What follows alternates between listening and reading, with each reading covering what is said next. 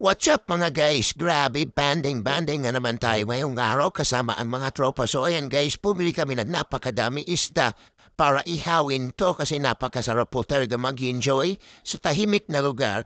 Mag-ihaw-ihaw kumain at masasarap kayo. Wag puro nakakulong lang sa bahay, dapat lumalabas din kayo. Mag-enjoy sa labas kasi iba rin talaga yung nare-repress ka. Iba rin talaga yung lumalabas kayo. Magpabanding-banding kayo kasama ang mga tropa. Kaya tara guys, samahan niyo kami. At yan guys, dumating na para kami at nabigla ako guys kasi grabe, lahat pa ng mga kasama ko puro mga vlogger. Grabe, vlogger na ang mga tanan. Ay, kaya tara guys, samahan niyo ako. Itutur ko kayo dito sa resort na to. So ito yung labas, grabe. May swimming pool yan para in case na mag-enjoy kayo, pwede kayo magligo, mag-swimming. Ayan guys, grabe, napakaganda kasi napakalinaw ng swimming na to. At itutur ko na naman kayo dito sa kwarto namin. So ito yung kwarto namin. Pwede kasi dito hanggang 10. Grabe guys, napakaganda. At ito yung CR. Grabe yung CR, napaka-quality, napakaganda ng CR na to. Wala pa yan ilaw guys, kaya tara ilawin muna natin ito. Grabe, tignan natin kung gaano kaganda. Pag may ilaw na, yung grabe, pwede na maligo. Pero mas masarap maligo dito guys pag may kasama. Sus ka. So ito na pala yung dining area ng resort na to guys. So ito yung kitchen, dyan namin nilagay mga gulay, mga isda na pinamili namin. Grabe, sobrang ganda, napakalamig kasi napakalamig ng aircon. Ito guys, meron din silang TV. So pwede ka mag-enjoy dito, mag-relax ka. Ito, nag-relax muna ako saglit. Tara guys, iho-iho na tayo sa ating isda natin, turingan at saka bangus. Ayan, iihawin po yan at ito naman, kinilaw na turingan. Grabe, sobrang ganda at sobrang sarap talaga. Enjoy na enjoy ngayon ang bandiyan kasi napakaraming foods.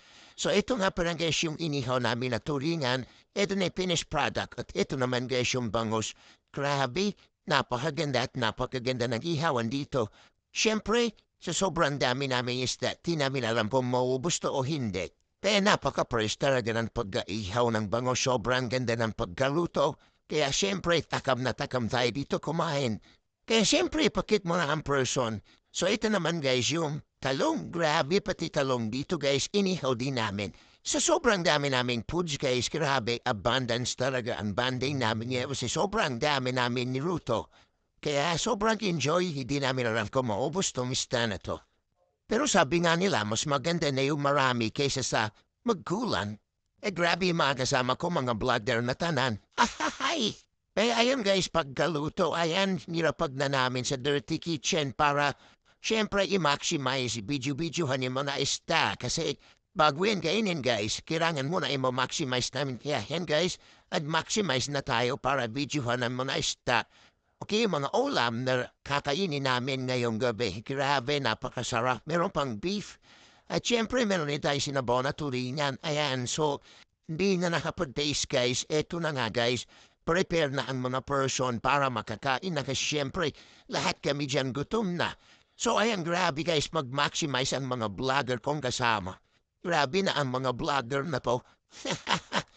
Enjoy talaga guys. At yun na guys, hindi na nakapagtiis, kumain na po ang mga person. So ito nga po rin kakainin ko, mas madami yung ulam kaysa sa kanin.